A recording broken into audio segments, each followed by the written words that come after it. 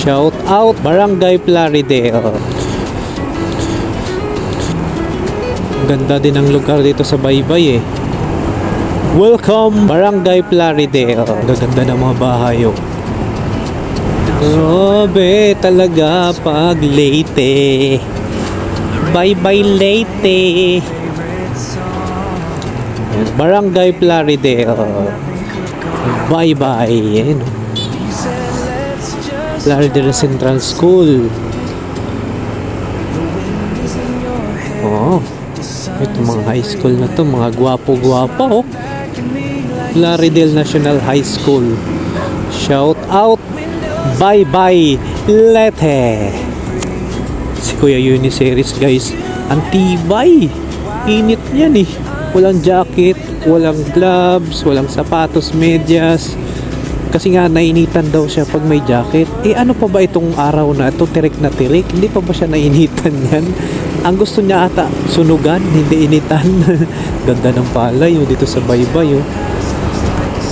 Bye bye bye Dilaylay. Heard before the one to wait at the door. Dun da da da da da dun da da da da anymore. Bye bye. Ang ganda ng ano. Ganda talaga sa probinsya. Meron pa palang mas maganda sa amin. Dito na lang kaya ako tumira. Sa Pacific. Pacific. Angas kuya oh. Angas oh. Parang si Jan Moto yun ah. Si Jan Moto. Plaridel. Oh, lakas siguro ng ulan dito. Ang sapa nila. Sapa yan eh. Hindi yan suba. Sapa no. Lakas siguro ng ulan. Ganda ng view. Said I loved you but I lied. Lapit lang sila sa dagat oh.